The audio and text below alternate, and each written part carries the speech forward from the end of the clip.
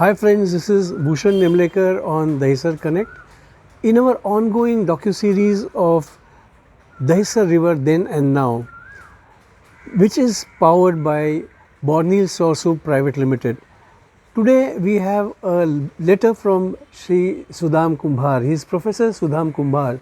He is a retired principal of Shailendra Education Society, and he is written about how his memories were as he has seen the river and how it could be rejuvenated for the next generations to come. So let us put in a more and more effort so that we can receive videos and letters on my WhatsApp contact 98210-81874 and continue with this docu-series on Dahisar River Then and Now. Hi friends, now I am reading out this letter sent by Professor Sudham Kumbhar, which is in Marathi. Let's listen into it carefully. नमस्कार. सर्वप्रथम दहिसर कनेक्टच्या माध्यमातून संपूर्ण विश्वाला आवाहन करणारे श्री भूषण नेमळेकर यांच्या दहिसर नदीचे पुनरुज्जीवन या उपक्रमास माझ्या मनपूर्वक शुभेच्छा. बोरिवलीच्या राष्ट्रीय उद्यानामधून वाहत असलेली दहिसरची नदी आणि दहिसरच्या पश्चिमेचा परिसर दुभंगून ती समुद्राला मिळते. खरं तर कोणत्याही गावात अथवा खेड्यामध्ये किंवा त्या खेड्यामधून वाहत असलेली नदी हे त्या परिसराचे वैभव आणि निसर्ग सौंदर्य वाढवणारे प्रतीक मानलं जातं.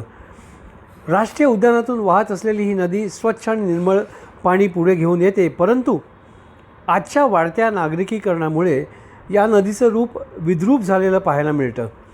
या अनुषंगाने मला आठवण येते ग्रेटा थेनबर्ग या 21 वर्षाच्या स्वीडिश मुलीची, जी आपल्या ज्येष्ठांना मोठमोठ्याने ओरडून विचारते की या निसर्गाच्या संपत्तीचा तुम्ही या पद्धतीनं उपयोग करत आहात आणि त्याचे संवर्धन करण्याऐवजी मोठमोठे प्रकल्प आपण उभारत आहात.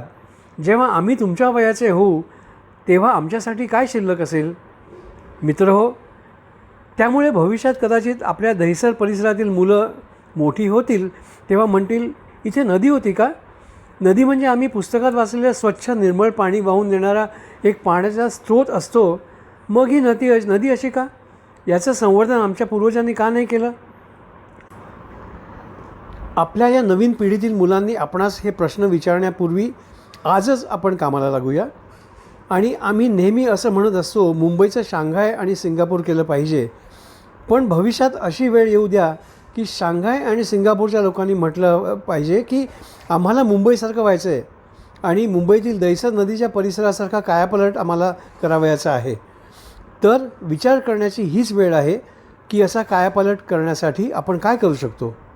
धन्यवाद. सुदाम कुंभार, निवृत्त प्राचार्य, शैलेंद्र एज्युकेशन सोसायटीचे माध्यमिक व उच्च माध्यमिक विद्यालय, दहिसर पूर्व.